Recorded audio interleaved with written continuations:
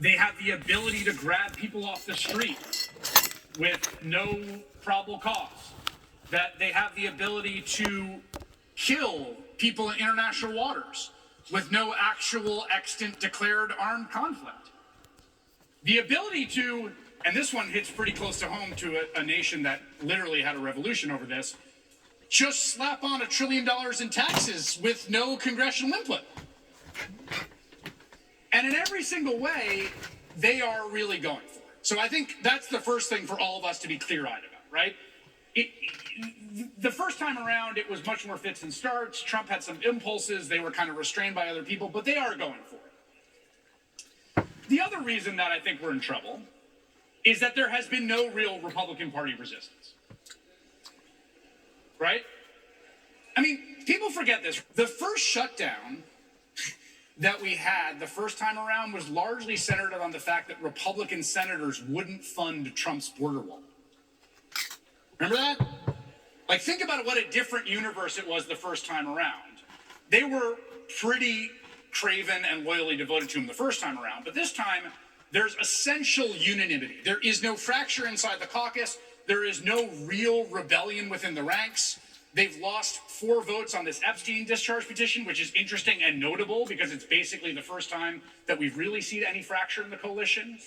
But whether you're talking about the House of Representatives, whether you're talking about the Senate, or you're even talking about local elected officials, or people inside the administration who were also a key source of friction and restraint the first time around, there is essentially no Republican dissent. And that matters in a country that's polarized, right? Because one of the sort of things they've realized is that if you keep everything inside your own caucus tight, then everything becomes a 50-50 toss-up issue, right?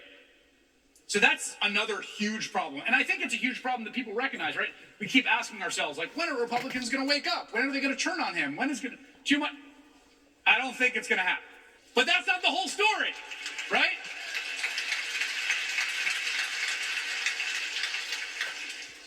It's really not the whole story. There are reasons, huge reasons for hope, and huge reasons that I think they are overplaying their hand, and they're going to self-destruct. The first big thing is they are not popular. They are not popular. Here's a recent New York Times polling, which is basically in line with everything else. He's got a 43% approval rating. Okay? That's not good. Now, all of you are nodding your heads and saying, like, but shouldn't it be 20 or 10?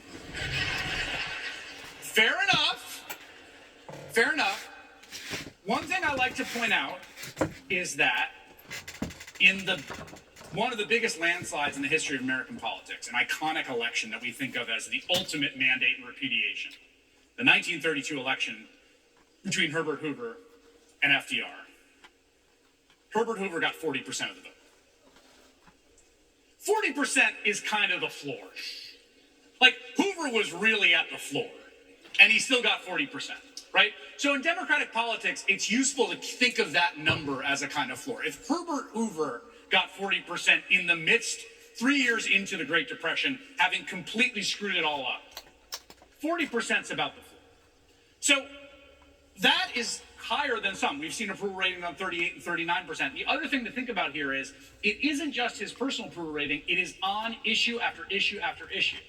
Second reason that I think the sort of source of wind at our back is that I think they are going too fast. It's like driving down a street with a speed bump and trying to take it at 50 miles an hour. It's going to do some damage to the car. And one of the things that's been very interesting and consistent, if you read the literature of people who have gone through these kinds of democratic backsliding, these transitions to consolidated authoritarian regimes, is they have been shocked at how fast Trump is going. I mean, Masha Gessen, writing in the New York Times, saying, it took Putin like a lot longer to get to this point. It took Putin 2 years to get a satirical puppet late night show taken off the air. It was called Puppets. And it mocked him, Hoopli, and he hated it. And after 2 years, they got it off, right? They came for Jimmy Kimmel after 9 months. They're moving much, much faster. And often when you read that from these people who have been through this in other countries, you think, ooh, that's bad. And it is. But there's a reason that defter, smarter, and more effective aspiring autocrats have gone more slowly, which is to accustom the populace to what's happening, right? Like slowly fading the music down, right? Slowly making a change in people's lives. The faster you go, the more the disruption is evident. And right now, I think they're going very fast, and I think it is producing backlash. And I think that is really a source of weakness for them and strength for the people that want to preserve American democratic liberty.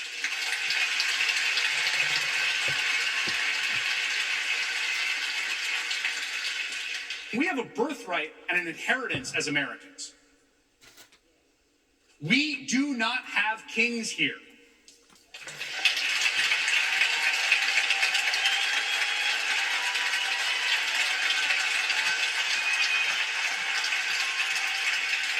And I truly believe this with every fiber of my being.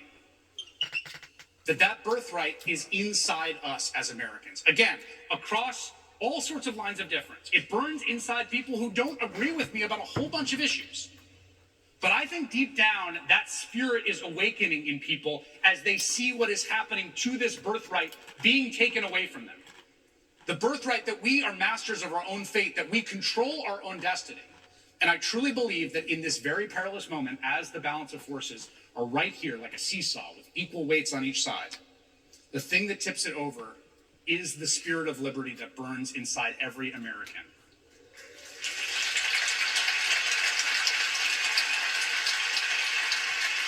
And from Thomas Paine through Frederick Douglass to Barack Obama and a long, long, long chain of people, I know the people in this room that spirit of liberty burns bright. And I want you to know today that you're not alone and that your job is to go out and find other people with that spirit and come together and take this country back and say no to kings and say yes to liberty. Thank you very much. Go do it.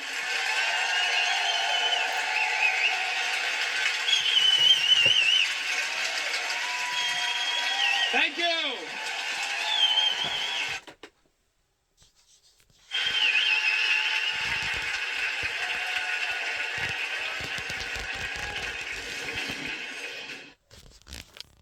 I don't know what that was all about. Up next, the weeknight team takes the stage, plus Joe Scarborough and Mika Brzezinski are here for the first time. Jen Psaki and Rachel Maddow take live questions from the audience. And later on, Ari Melber has some very special guests. Ali Velshi and Stephanie Ruhle are back together again. Nicole Wallace and America's favorite fictional president, Martin Sheen, are here. Then Lawrence O'Donnell and Rachel Maddow close things out with an onstage version of their Monday night handoff. There's so much to come, so stick around. Stick around so you can be found. Now, they was talking about the abruptness that this administration is displaying. And the thing about it is, the abruptness should have already been displayed probably 3, possibly 4 presidencies ago. But see, we had that nonchalant feeling, well, out of sight, out of mind. We had that nonchalant feeling, well, if it was that bad, Congress or the senators or somebody would do something about it. Well, it really is that bad. And now people are awakening to that fact. It really is that bad. You know, to not have a shutdown. This is just crazy. And the American people are seeing this firsthand. You know, they take the president to court to force him to use reserve monies for SNAP. So that means if we have a natural disaster, too bad, there's no reserve monies left. And it would run out in the middle of the month. What's their plan in the middle of the month? They have no plan. It's just everything is anti-Trump. That's it. If Trump says yes, they say no. Yeah, you know, on that note, it's day 31 of the shutdown. It's not scary yet, even though it's Halloween. But starting tomorrow, as we've said, many Americans are going to feel the effects of the Schumer shutdown. The funding for food stamps, it continues, but on a delayed basis, maybe full, maybe not. We're going to see more delays at airports. I mean, do you think that Democrats are finally going to come around, I think, after the election on Tuesday and reopen this government? I do think that's what's going to happen, and it's a shame that they're waiting for an election in Virginia to reopen the government. But 41 million people are not going to have their food stamps tomorrow. The bottom line is that again, the Teamsters say, look, just pass the clean CR. The American Federation of Government Employees, please just pass the clean CR. These are unions that are traditional Democrat strongholds that are just telling the Democrats, look, just reopen the government. It's very simple. If they called Senate back in today, voted tomorrow, it would be signed. The SNAP benefits would go out by Sunday. This is the way it should be done. Yeah. Real quickly, Congressman, lastly, overnight President Trump told the Senate it's time to go nuclear, blow up the filibuster, reopen the government. And while that seems like a good idea at this very moment, I worry about what will happen the next time Democrats get the House, the Senate, the White House. Think how much worse Obamacare would have been. We'll get illegals voting, stacking the Supreme Court. I mean, all their crazy nonsense. Do you worry about that? We've got about 30 seconds. Look, Kristen Sinema and Joe Manchin stopped it last time. They're not there anymore. The Democrats gain the majority in the Senate. They will end the filibuster. There's no doubt about it. All right, that's scary enough reason to not vote for Democrats. All right, Congressman Andy Harris. There you go. I can give you my input and how I see it. Whether that you want to go along with it or not, that's up to you. To me, this government has tried to buy its friends.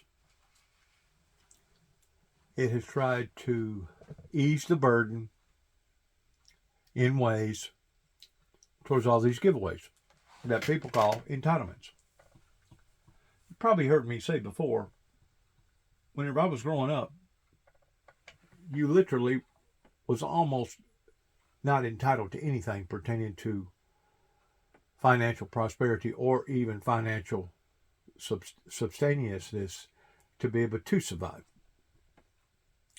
You could get food stamps, you could get unemployment, you could draw disability, but it was far and few between. Nothing like it is today, pertaining to giving away billions and billions and millions and millions and billions of dollars. What this government has done, they have basically violated Christian principles in the sense of Christ said, do not throw your pearls before the swine. Well,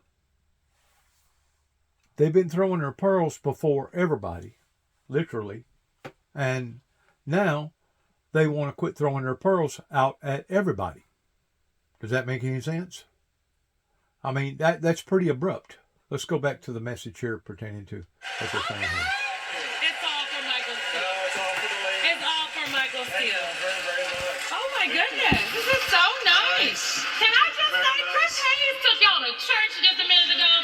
If there are not enough black churchgoers up in here for me, because I was in the back like, yes, Chris, yes. Shabba. Really nice, really nice. What's up, everybody? All right, good to see you. Thanks for being out. Michael, your story that you feel didn't get enough attention. Well, it's for me, it's kind of looking a little bit below the surface and trying to figure out how. I look at it through a chessboard analogy. I like to play a little bit of chess. I'm awful at it, but I'm pretty good at politics. And so when I put the two together, I'm like, okay, so when I look at chessboard, what are the pieces that are moving that people don't see? What are the pieces that are having an impact that people don't pay attention? Because everyone, Donald Trump especially, pays attention to the king. You're trying to protect the king. He thinks he is the king. So it works for him. But the pieces you need to think about are two. Stephen Miller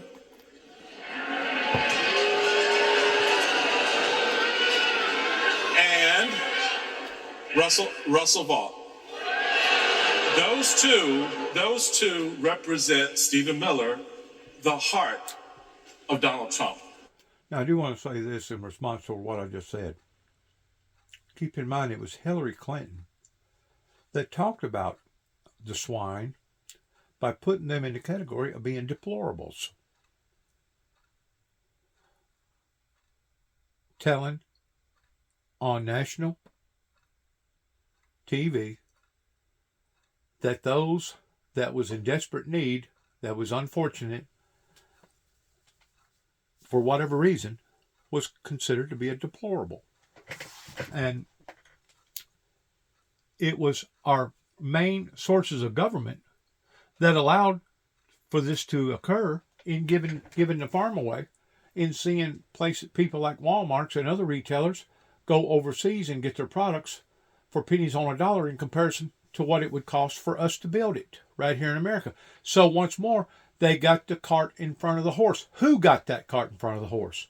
The powerful, the rich, the so-called crafty, or the witty, or the smart people. It wasn't a working class. It wasn't a low class. It wasn't the unfortunate people. It was those with greed. 2 presidential elections where Donald Trump did better than Republicans have historically done with Latinos. That's part of why we're having this conversation. And it really did seem like there was an opportunity for Republicans to seize the moment and to codify that. I think what you've seen is displeasure in the early part of this administration among Latino voters. There's polling that shows that 30% of Latino voters who voted for Trump now are disappointed in their own vote. Some of that has to do with immigration and not just the deportation machine that this administration has set up, but also racial profiling being codified by the Supreme Court, a sense that those of us who speak Spanish, who work in jobs in construction and ag, are now more likely to be profiled. I would say, though, that this is a dynamic electorate. And we are living in a moment where we're not all living in the same information environment. And so while there is displeasure on immigration and deep displeasure on the economy, that was what was driving a lot of those voters' affordability and the cost of living. And they are frustrated with the fact that this administration seems focused on it. And the fact of the matter is, I've used the analogy towards everybody going down into the Coliseum all at one time in realizing that there was a problem. People have been too nonchalant because the government has been basically giving all the giveaways away. And now all of a sudden, they want to cut all the giveaways away, which is adding insult to misery. If they primarily get their news from Instagram, Facebook, or TikTok, which people are citing those as their news sources, which can be different if they are, frankly, watching Fox News all day. So a fractured information ecosystem with the rise of disinformation and misinformation on social media is a recipe for, we don't really know how it's going to go down. Yeah, and why organizing is important for We the folks stay to on do that point, though, because Patricia Jacob from North Plainfield, New Jersey, hi, New Jersey, wants to know from both of you, how can a political party generate genuine excitement among young adults if it doesn't have a clear or inspiring leader at the forefront? What strategies can it use to build enthusiasm and loyalty among young adults? Well, I think the first thing, that's a great question. I don't need a leader at the top. Come on, let them know, Mr. Chairman, because they confused. I don't need a leader at the top. What I need is a leader in the room. I need a leader in the space, in the communities where we are. Everyone in this room is a leader. I don't give a damn about your age, your experience. If you are engaged in civic discourse, you begin to have the conversation in a way that it otherwise isn't happening. As Simone noted, a lot of our young men and women are getting their information on TikTok and other social media platforms. That's great. But at some point, you get them in the room. At some point, you are face to face with them and communicate the urgency of the moment. So the leadership exists within each one of us, right? Now, among groups that are out there who have various interests in the partisan politics process, that's fine. Level them up, engage them, have them run, have them be part of the leadership structure to be created and move into place. But don't sit there and think you got to wait for Hakeem Jeffries or Chuck Schumer to lead you out of this. We're leading ourselves, folks, at this point. Yeah, no one is coming. I would just lastly note, no one's coming to save the people. They have to save themselves. And when I was a young person getting engaged and involved in politics, it wasn't a particular top elected official that got me engaged. Right. It was my local community, my ability to lead and show up and push things forward and to get opportunity there. And I think that's what folks need to be focused on. I think when she was young. When she was young, yes. Thank you all. Thank you. Thank you guys so much. Thank you. Thank you. Good? That's it. Once more, it's got to do with timing. It's got to do with how that the people have been deceived, pretending to be blinded. It's got to do with people not taking this on the front lines in the seriousness that it should have been taken, probably going all the way back into either the Bill Clinton era or I know the Obama era, regarding how that this government was basically forcing itself off into bankruptcy. The thing about our government, the federal government, it should be run just like a household. It should be run just like a business. And you got to have more money coming in than you got going out if you're going to run it efficiently and effectively. You can't borrow from Paul thinking you're going to pay Peter, knowing that you're never going to pay Paul back by kicking the can down the road. And that's exactly what various administrations has done that has gotten us in the shape that we're in right now. I personally believe that the only way to solve the problem is to declare basically bankruptcy, default, and start all over again towards reinventing a brand new United States federal government. Now, that's my opinion. It didn't cost you nothing.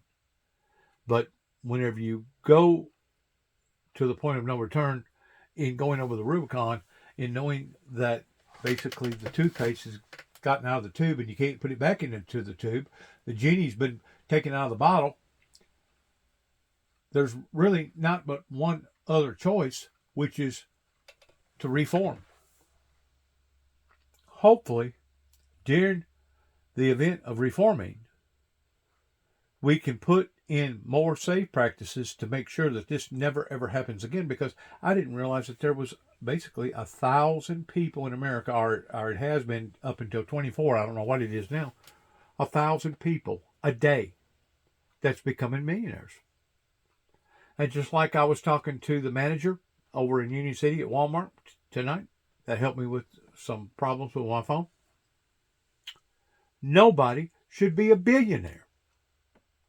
Should not nobody have that type of ownership or responsibility in basically being able to call that many people to the front lines whenever it comes to equalness, whenever it comes to fairness, whenever it comes to that in which what we know to be true in the eyes of God, pertaining to we're all sinners saved by grace and that we're all equal at the foot of the cross. So the billionaires and the trillionaires and the oligarchs and all the above are the very ones that's got us in this trouble to begin with. Once again, it wasn't the working class. It wasn't the unfortunate class. It wasn't the degenerates, as Hillary Clinton wanted to categorize people as, but it was the wealthy. It was the politicians. It was the preachers. It was the bankers. It was the doctors. It was the lawyers. It was the insurance companies. It was the oil production people, and all the above. And all the above. Now, those people are sure enough sweating bullets now because they realize that if enough of us small people go down, eventually the big people will go down with us. And they're just now figuring that out. So, man, are they ever paddling. Man, they're paddling. They're trying to save themselves in any and every way that's possible towards once more doing a backlash in taking it out on the consumer. The consumer is always the one that takes it on the cheek, and we're the ones right now that's taking it on the cheek. Regardless whether you be an American consumer, a China consumer, a Russian consumer, a Mexican consumer, a Canadian consumer, Indian consumer, we're taking it on the cheek. Bottom line. Bottom line. Back against fascism. Excited to see everyone because I watch them on TV and I rely on the quality of their reporting and the information that they're sharing. So it's going to be wonderful to see them live. I'm a federal worker who has been furloughed since October 1st. I watch The Morning Joe every morning, and now even more so since I've been furloughed. So. How you guys doing today? All good? I just got to say, this is a time, but just a speck in time. And that's really the great story about America that a lot of people in this administration don't want to talk about. We have good times, we have bad times. But we are stronger in the broken places. When you get broken, right, that allows you to build back stronger. And that's what's going to happen here. We're going to get through this. We're going to be stronger on the other side. And we're never, ever going to take the things for granted that we took for granted, which Mika, actually, we used to, in our show, there used to be this back and forth, Republican, Democrat, conservative, liberal, a guy that was raised in the Southern Baptist Church. But it was for the betterment of the people, not the betterment of the party. It was always the betterment for the people. Now, it's got to be the betterment for the party. And that's what's got them torn apart. It fled Europe in the 1930s. Yeah, I have a different point of view about this, and mine is a little bit more ominous than Joe's, but that's the balance that we're looking at today with this show. When this show started, it was this show started, it was kind of fly by the seat of your pants. We weren't even sure it was going to be a show. When we were going to start the show the next day, I didn't have a co-host. I didn't have anything. Nobody had planned anything. And I was walking through the newsroom, about to do my show, Scarborough Country, which was a nighttime show. And I saw Mika there. And I usually did it in Florida and would do the show. I'd be waving my arms and going crazy. And then they go, now the news you and your family need to know. And then we'd go to New York and Mika would do a 30-second deal. We'd never met before. But she'd always end and she'd go, and now back to Scarborough Country. I swear to God, I immediately picked up the phone and I called Phil Griffin, then the head of the network. I go, Phil, we just found our co-host. This was something I had never done before, and I didn't know what was going to happen next. And that was the most exciting part about it, is that the conversations were extremely spontaneous. There was virtually no script and virtually no idea where they might go and what other conversation might pop up. And it was at a time where there was a sea of very shrill voices on cable and online. And we found a place for ourselves in all of this to be an island of civility, where you could agree. We had a Republican and a Democrat and many others who would join the table, very different points of view, heated conversations. Sometimes we'd blow through commercial breaks and have 30-minute conversations about one topic. And we would do it civilly and joyfully, even if it was hard. And this, for me, was, I thought, the beginning of television history, because it really was new, and I was positive it was going to be the top political show on television, bar none, from day one. I always joke with Chris Hayes. I love Chris Hayes so much because, like, MSNBC put both of us on, like, 1-week contracts for, like, a decade. So you always, like, Joe Scarborough and Chris Hayes are going to be fired tomorrow. And I would see Chris, I go, still here? He goes, yeah, still here. But Mika, after 5 minutes, she went over and again, we didn't know each other. And she was like, okay, I got bad news for you. We're going to be waking up early for a very long time. This show is going to last. And 20 years later, I think she knew what she was talking about. But we're almost at 20. But the bottom line is, it's like, you know, are you ready to fight for this country? Are you ready to fight for the beliefs, what we stand for? Are you ready to report the news, report it straight, report it without fear, and report it without favor? And the answer to that is yes, yes, yes, yes. And by the way, we have a Constitution that's, what, 238 years old, 240 years old? We have a group of elected leaders across the country who don't capitulate to whoever is in power at a given time or place. We have federal judges who, in 2020, 63 of them said no. This election wasn't stolen. The Supreme Court said no. This election wasn't stolen. We have federal judges now, Republican judges, judges appointed by Donald Trump, that are still saying, no, I don't think so. And I know there have been people in the media that have capitulated. There have been corporate interests that have capitulated, right? But what happens? And this is what I love about America. We're difficult people. We're tough people. Complex. We will fight back. To be honest,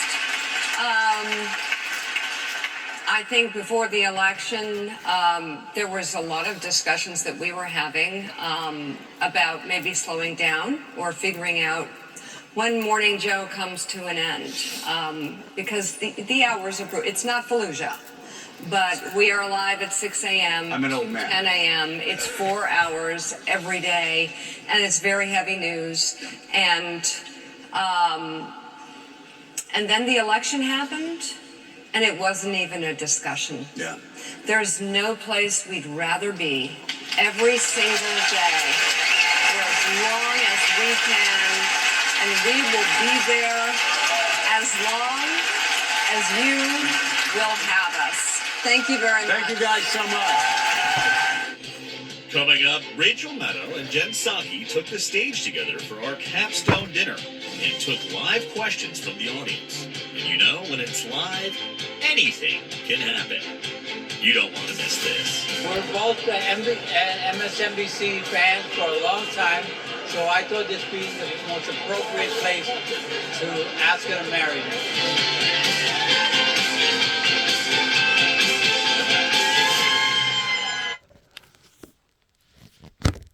You know, it's good that they have struck an accord whenever they have run as long as they have, and still people pays attention to what they're talking about and listening to the things that they're saying.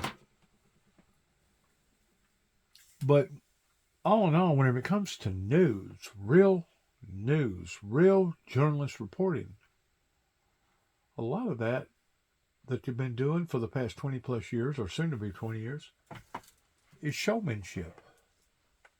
Now, I can't blame it on one agency no more than I do the other, pertaining to the news has turned into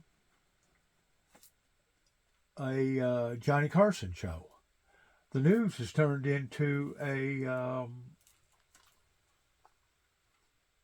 whatever you want to call it, entertainment purposes, to the point that they skip around on so many different subject matters that at the end of a session, unless you have a broad-sighted mind and can remember each and everything that was said about each and every subject, at the end of the day, you may have only gotten 20% or 25% of what they engineered for that day to be issued out to the public pertaining to public domain.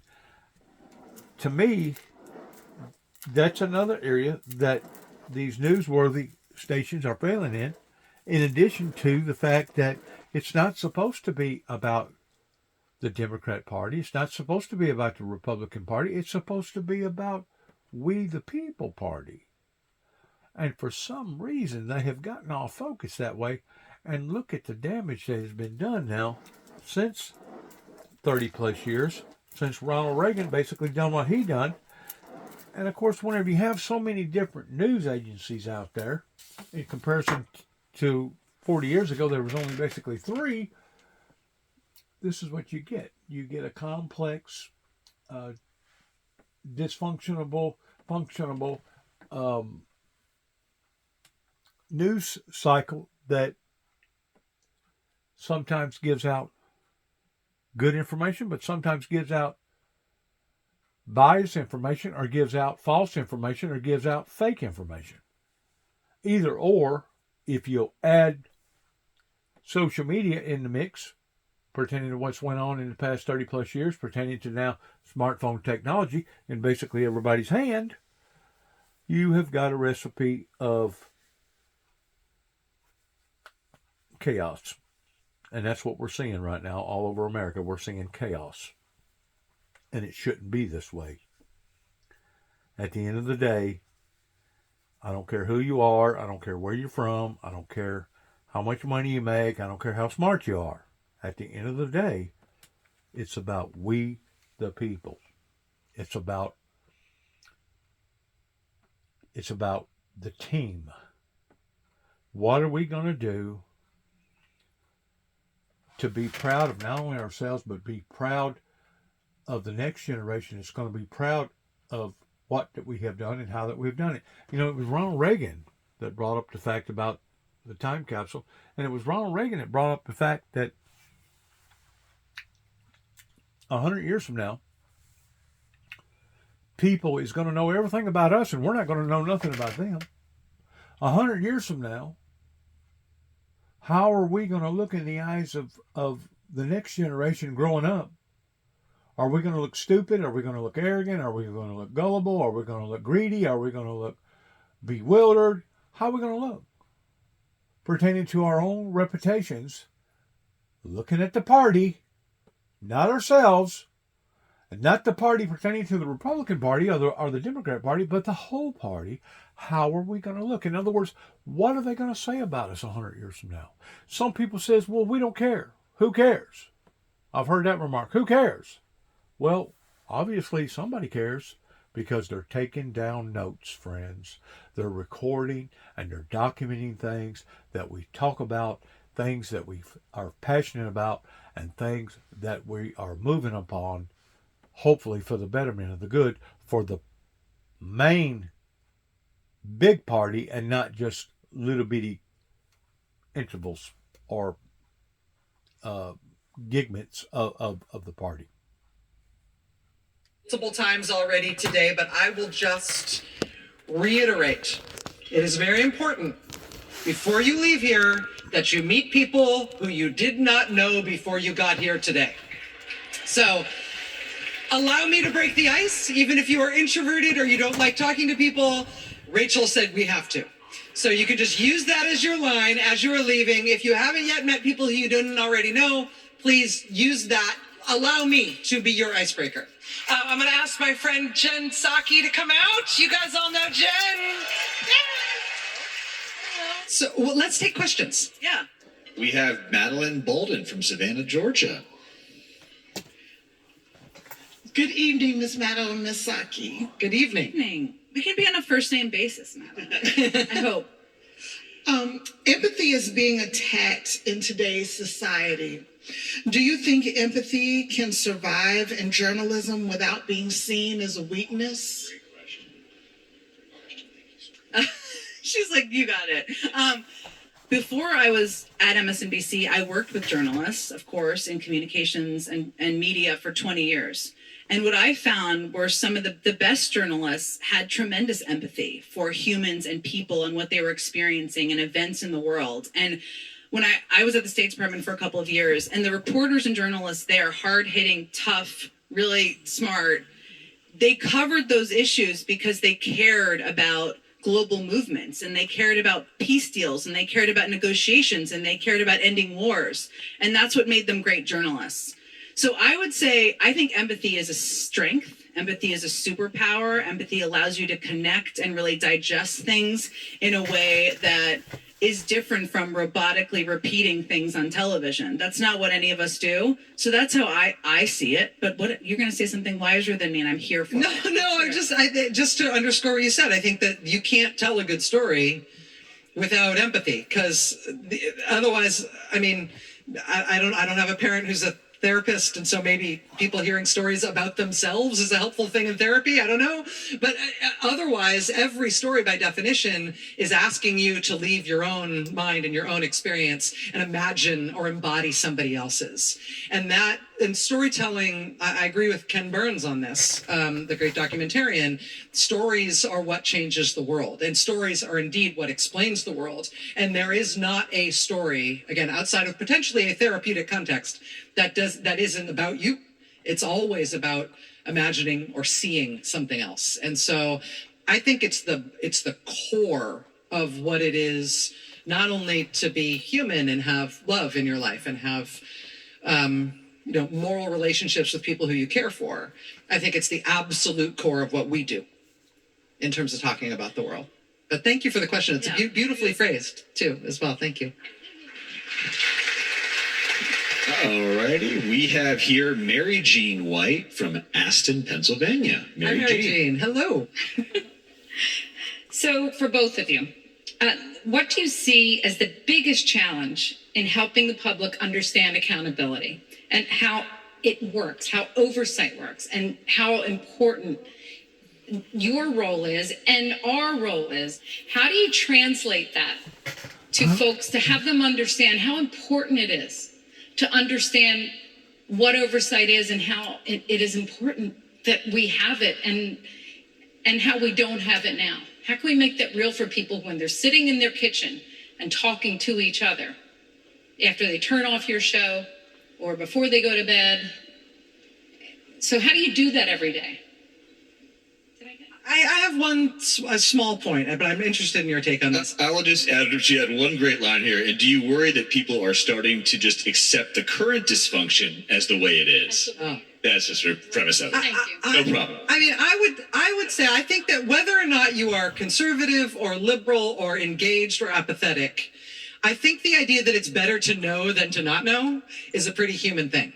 Right. That even if we enjoy escapism, even if a lot of us turned off the news once the news started going in a direction we didn't like, in general, I think it's better to know than to not know. And one of the great assists that we've got from this administration in particular on convincing people that it's better to know than to not know, that you'd better pay attention, you better have some way to find out what's happening, rather than leaving them to their own devices, is that they keep robbing all of us blind. Donald Trump making billions of dollars in less than a year since he's been back in office is something that means something to people because they know they're having their pockets picked. And so is it better for us to know that that's happening or just to close our eyes and pretend it's not? And I think there is something instinctual in not just the American people, but in people generally to know that you'd rather not be blindsided. And I think people know instinctively that there is something, there's a lot going on that is self-dealing. And I think people are reflexively repulsed by that and want to know about it. And so that's a good way to talk about, well, how will we know about it? There's no inspectors general. The FBI is instead chasing all the president's political enemies. It's the free press, right? That's how we're going to know. And that's a pretty straightforward argument, I think, particularly in an era of really blatant self-dealing and corruption. Yeah, I agree with everything that was just said. I will tell you the thing that worries me is the things that we don't know, right? And that it's hard to know. The Inspector General's is an example because it's like, what would they be investigating right now? We don't know. It's kind of an unknowable. The FBI, it's not just Kash Patel's hawking of weird goods and doing what he's doing. It's also the firing of very qualified FBI officials across the country. What threats are they not looking after? What threats are they not following? And I will say, like, a personal one that I'm concerned about, and then I will get to a positive point because I think that's the point here, but is the press briefing room, which may sound like a small thing. It is a big thing because and what I worry about is it's very hard to understand what's happening in there unless you've lived in that room and been the press secretary or a staffer or a reporter. And there are still some very excellent reporters, hard-hitting, tough, smart reporters in there.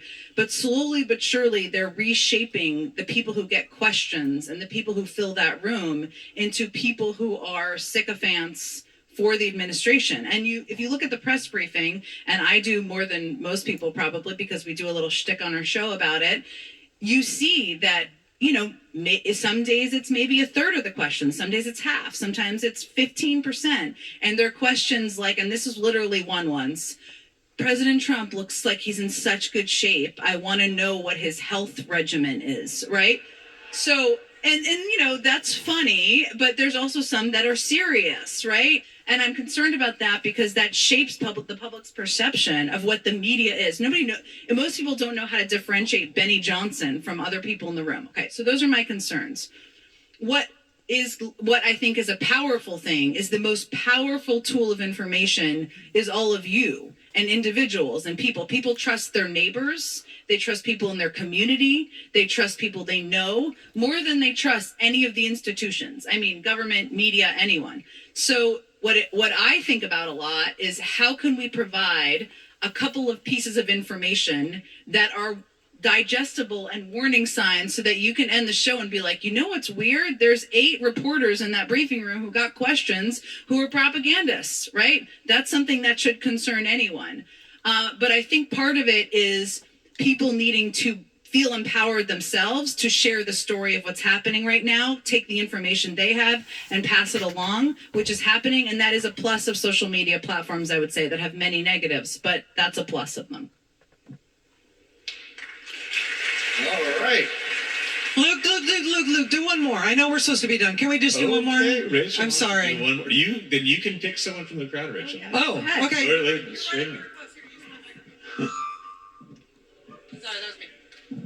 Hi, thank you so much. I'm here from Florida, and I would just like to thank you for showing all of the film clips you have showed from across the nation in tiny little red places to show us that we are not alone. And that has made such a difference. And I think one of the things we all need to do right now is be in community.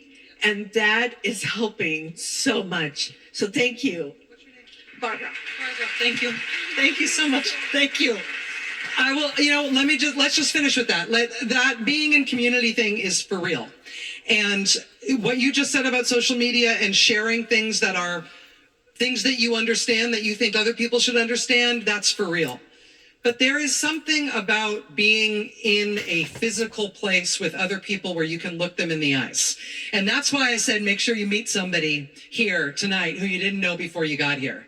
There is something about in real life communication, eyeball to eyeball, talking with people about how you are feeling and what you guys might be able to do together, what you might be able to share the burden of in terms of what you think needs to happen in the country. And if you haven't, I don't care what you join, but if you haven't joined something since we've entered into an authoritarian era in American politics, this is a time to join something. And again, it can be a Zumba class, it's fine. It can be anything where you're meeting in real life, offline, with other human beings with whom you can make common cause or at least share your humanity. Part of the way an authoritarian works is that they stop us from seeing one another in any way that yields to solidarity. They keep us afraid of each other. They keep us angry at each other. They keep us atomized and depressed and not wanting to participate in things in our civic life because civic life seems alien or dangerous. One of the things we can all do, no matter what your interests are, no matter what your skills are, is join something so that you are seeing people in real life.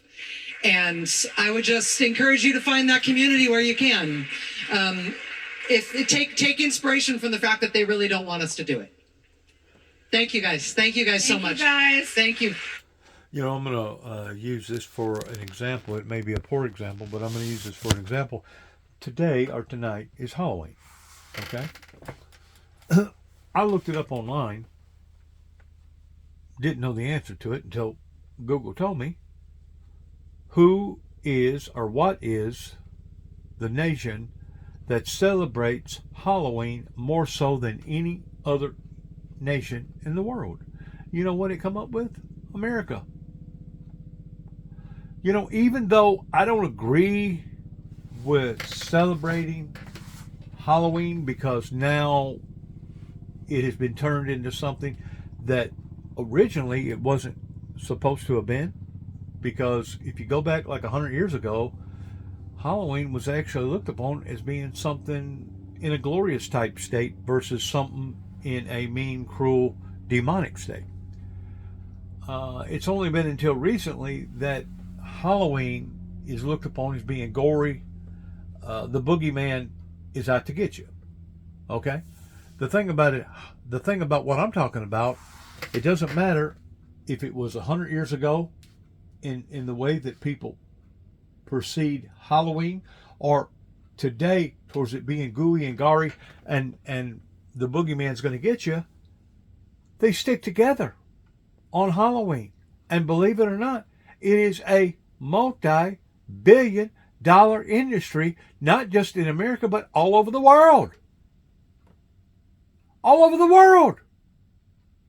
So regardless whether it be good or bad, you have to give recognition where recognition deserves to be given. The fact that they did stick together in their performances, regardless of how silly, regardless of how cruel, regardless of how scary, regardless of how idiotic that they may look in all their costumes, the fact of the matter is it was a movement that obviously requires our respect towards what that they're doing. Now, can the good say the same thing? Can the churches say the same thing? Can our politics say the same thing? No, they can't. The only thing comparison to Halloween, I would say, would be the medical industry towards wanting to help and preserve humanitarian life.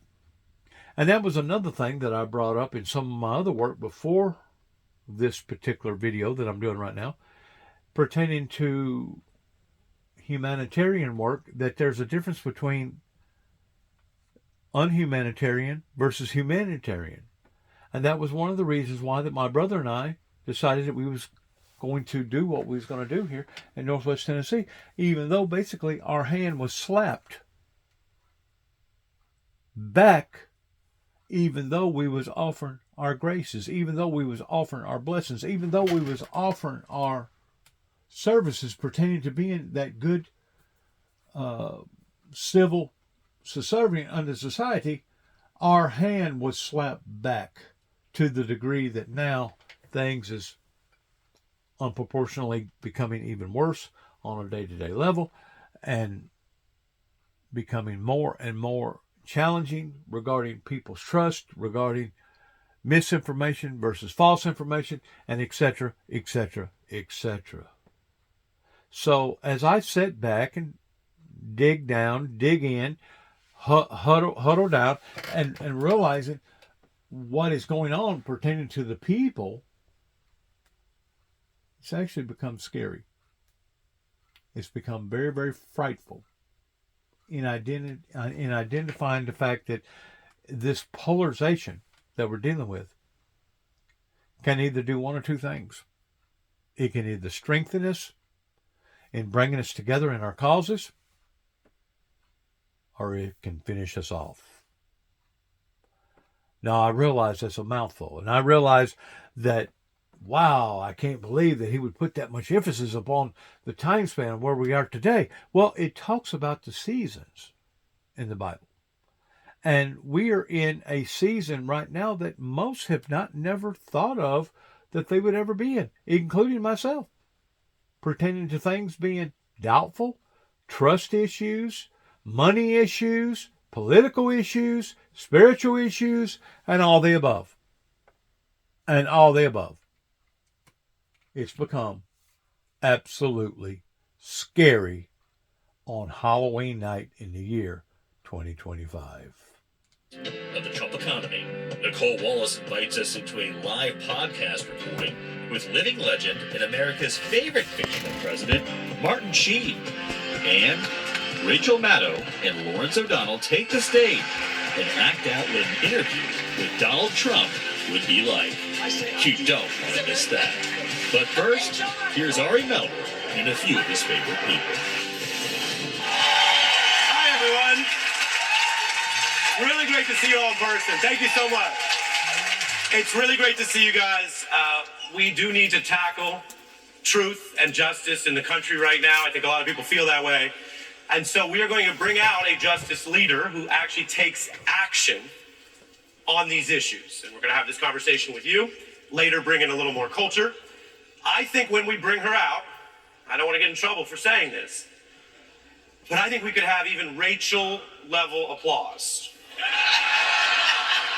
Almost, maybe, but that's up to you. We are in this time. We know we're living through it. But we still need independent journalism and facts and justice.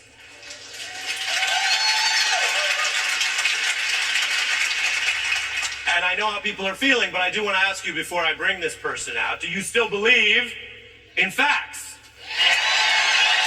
Do you still believe in independent journalism? Then make some noise for a civil rights leader, former SDNY prosecutor, Maya Wiley. You can get up. You can get up. And to me, MSNBC right now is doing a pile-on. For whatever recognition or category or congratulations or ceremony or whatever that they're doing a pile-on. And you know what? In lots of ways, they've deserved it. I really believe that. In lots of ways, they've deserved it because they've stuck together. Some may remember you came in second to him in the mayor's primary race. Do you think you could have done as well as he's been doing?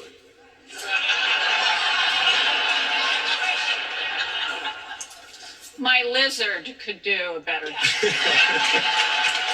I know you didn't know that. We have cats. You knew that. But my daughter has a lizard, and my lizard would be better. There you go. We have on the news. We're semi-serious here. We can have a little more fun together. I want you to share beyond just what we talk about on news nights. What do you think people who are in these posts, DOJ lawyers, judges, what are they thinking and feeling right now where it's almost an inside job to subvert the law within the government? So they're saying, what the f***? It's called hidden in plain view. Oh, what the ever-loving f***? Because, and let me just be very clear, Department of Justice lawyers are really not ideological. And in fact, to be a really good Department of Justice lawyer is to be very intentional and actually kind of boring. And I don't mean they're boring people as individuals, but I mean they literally are quite determined to be quite disciplined about the role and the job they have. And I've been privileged to work with them across political spectrum. And it is shocking and appalling, and it is devastating. And it's hard to really express how devastating it is. We have a question from Kinma Azalina from Florida, who asks, Ari, how do you prepare for your show? Maya, how do you prepare for breaking news? Hard to prep for, or a big interview or appearance. I always try to look at what we're covering, not the whole world. So we have a rundown, and as you know, those stories can change a lot on any hour. But I'm focused on reading in the latest coverage and sometimes deeper background material on the stories we're hitting. If I have an unusual or a news guest interview who's not one of our regulars, I may try to watch some of their recent interviews to get a feel for it. And then we have, of course, preparation with our MSNBC colleagues, our great team on the beat, where sometimes we're doing a call to go over what might happen, or we're building what we call a question map for a news interview and brainstorming, well, if we ask this, what would they say to that? And we try to be prepped. So honestly, when we get to the news, it's hopefully edifying, and for the viewer, it feels like we have our stuff together. Or as Maya would say, have our together, I guess. And some nights we try to pull that off, and other nights we may not. And it looks like, wait, we're kind of rolling with it. What about you? So I actually spend my day working my day job, which is actually fighting for civil and human rights.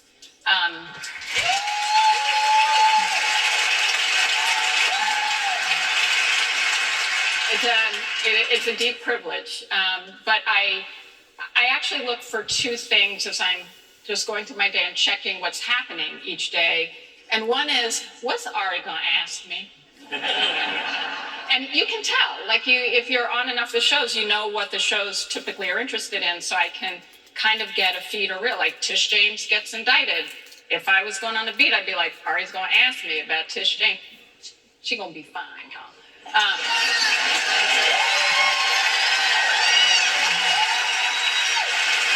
We are going to keep going towards some culture and a little bit of possible fun, which we like to have around here. So Maya stays, but we are going to bring out and broaden our chat with someone who's really special. Some of you may have seen him on MSNBC. Welcome, DJ Stretch Armstrong. Who? Ari, take the middle. Stretch, how you feeling? I feel good. Great to have you. This is my crowd. Have you ever spun this Saturday ballroom? night. Saturday night DJ set, yeah? I think I spun here in 1996. I'm old, which is why this is my crowd. So we got to start with music and lyrics. Is there a song or a lyric that captures this moment for you, Stretch? Yeah. Now, Ari, I'm sorry. I'm taking this out of the hip hop realm and taking it back to 1970. Black Sabbath, War Pigs, right?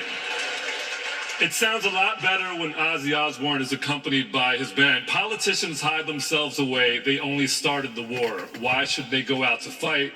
They leave that all to the poor. Time will tell on their power minds, making war just for fun, treating people like pawns in chess. Wait till their judgment day comes. What's that? There you What go. does that mean to you right now? Well, I mean, originally it was an anti-war song about the powerful sending the poor off to fight for their own power trips. Right, but right. I think you could apply it to today in the way that the rich and powerful are creating political and cultural division ultimately to further enrich That's right. themselves. That's right. That's what I just got you saying. That verifies it. The reason I'm hopeful is Because ultimately the people will prevail. Amen. Truth will prevail. Truth will prevail. I'm black. Okay. And your point being is?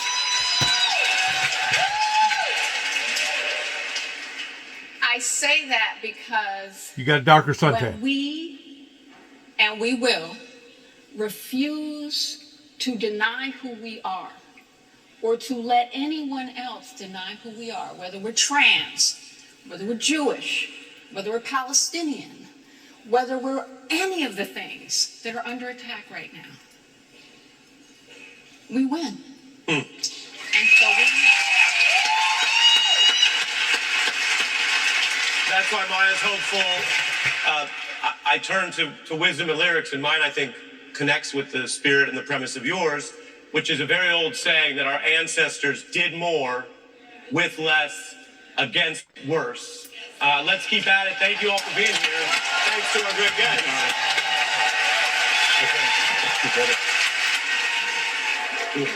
Thank you. Coming up, it is wild being back together. We love being together, but we love being with an audience, Yeah, connecting this is with an going to be audience. wild. Ali Velshi and Stephanie Rule reunite on stage. Plus, Nicole Wallace invites us to a special recording of her Best People podcast with living legend Martin Sheen. And Rachel Maddow and Lawrence O'Donnell close things out with some advice on how to navigate these trying times. You're watching MSNBC Live 25. Live 5. Like I said, you know, they're kind of beating their drum, pounding their chest, and in lots of ways they've kind of deserved it, because I've listened to a great deal of MSNBC. Of course, I've always listened to other news agencies too as well. And the bottom line is, at the end of the day, what do we believe? Who do we put trust in? What is this supposed to all be about? Is it supposed to be about kneeling or bowing to the richest of the rich, the powerfulest of the powerful? Or is it supposed to be about letting our voice be heard for the betterment of the good of the team. I'm going to stick with the team. And it doesn't matter if it be one church or 15 or 25 churches in Weakley County that wanted to kick me out and say, well, we don't want you over here. You're welcome, but what you believe in is not welcome. It doesn't matter if it's 1, 2, 3, 4, or 10, or 110 churches that want to treat me as an outcast here in Northwest Tennessee amongst several counties in which I can validate. At the end of the day, it's we the people that make our own choices in whether or not we go to the right or whether or not we go to the left. Because it's we the people that created the government, and we the people can recreate another government if that's what we choose to do. That's the reason why the insurrectional clause was put into the Constitution, that if all else failed, we have the sole responsibility and liability of standing up for the basic principles of the freedom of democracy. And whenever they take that from us, my friends, that's whenever America would no longer be America. That's whenever we, the people, would no longer have a voice in speaking to the powerful, in speaking to the rich, in speaking to those that hold these powerful positions. I just hope and pray that whoever gets a hold of this particular video this particular night, which is October. No, wait a minute. Yes, October the 31st, Halloween night, year 2025, that they will stop, drop, and not roll as you're supposed to do if you're on fire. But stop, drop, and speak out and become active. And tell people your feelings, regardless whether you're speaking to 1 or 101 or 1,000,001. As I've said before, even if I have to, I'll go out and talk. I'll preach to the tree out here and giving the tree a message. You know, whenever I was just a young kid growing up, less than probably, give or take, about 3,000 feet from where I am right now, I would go out and literally preach to the chickens. And I thought that was odd. I thought that was strange. My mother would basically admire me for it. My brothers would degrade me for it. But at that point in time, I really didn't care, because you know what? Those chickens was my chickens. And if I wanted to give them a sermon about something out of the Bible, they sat and listened. They had enough dignity and enough gratefulness about them of knowing that I was their primary source of life towards me being their master, and they would sit and listen and never utter a word. Now I've got dogs, chickens, cats, I've got peacocks, I've got everything else, well, not peacocks, but guineas. I've got everything else that I can do the same to. In other words, they're not going to stifle us. They're not going to shut our mouths to the degree that we are no longer allowed to speak or share our mind in how that we believe and why that we believe it. It's amazing. Thank you. Thank you. We have a little bit of business to take care of, or apparently Stephanie does, because she's got a lot of note cards and I have zero. But it's that time of year where I would like to start by giving my old partner a gift. He knows it's the only way I'll show up. Wow, Ali Velshi. And Jay's jersey.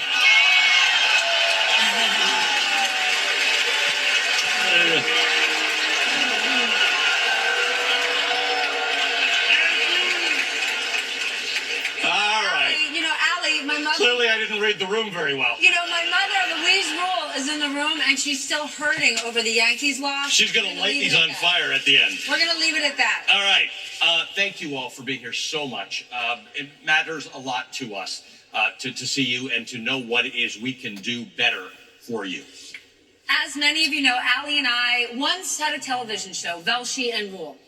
And what Allie and I always focus on is following the money, right? People often say, they're upset about this, they're upset about that. But at the end of the day, people vote on what affects them, not offends them. And what affects us is our financial health, right? Everybody deserves to be financially secure, socially free, physically safe. And we try to create programs to help you get better and smarter to do just that.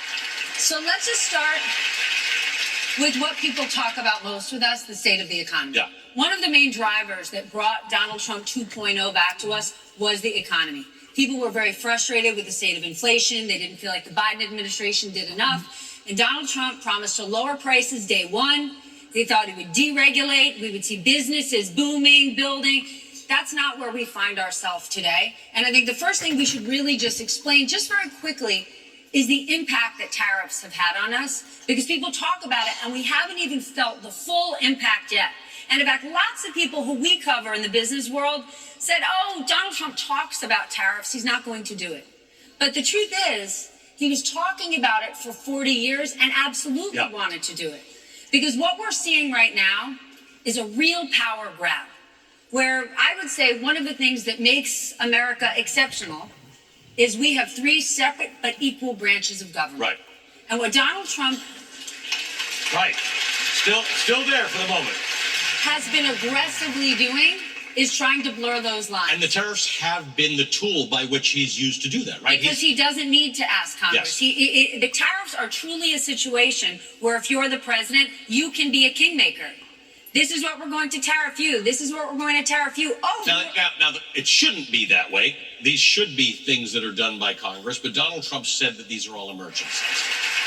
The reason it's important to care about these issues, rather than just the issues that go viral, is because staying informed and engaged is everyone's job right now.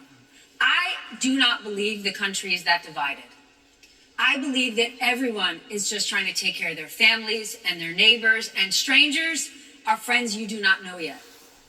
But this moment that we are living in, every day you're watching, we're breaking stories, we're putting out the news. We're not saying or doing extreme things. But when extreme things are said on the fringes, that's what gets picked up. And that's what the algorithm churns out, and then people believe that's what the news is. It's not. We're talking about the meat and potatoes. We are in a perilous position, and part of that is because people are losing trust in what the U.S. government says it's going to do. That might be countries when it comes to tariffs, when it comes to deals, but it might just be individuals. Say, is this stable? It's companies that we want to build factories or to invest in the United States. Some of them will do it, and others will say, I don't know, are you going to change your laws again in 3 years? So there's an instability setting into the American economy because of this administration that is going to cost us. All these rumblings of a recession, do you think it's coming? One thing to remember, recessions come, right? We've always thought we got very smart about getting out of recessions. I will remind you, we know what the mechanism is for fixing a recession. You do flood the zone with money. You do bring interest rates down. People will invest. And they have some. What happens out of a recession is you get something called creative destruction. So you end up with new firms, coming out. Uber came out of the 2008 recession. So we can fix recessions. What you can't fix is recessions and inflation at the same time. That's what happened to Japan. It's what we had in the 1970s, because the same tool you need can't be used two ways. If you have inflation, you need to keep interest rates high. If you have a recession, you need to keep interest rates low. If you have a recession while you have inflation, you're stuck, which is why you want these Fed governors to be able to make decisions based on the data, which, by the way, we don't have because the government's in a shutdown. Allie, here's the dirty little secret.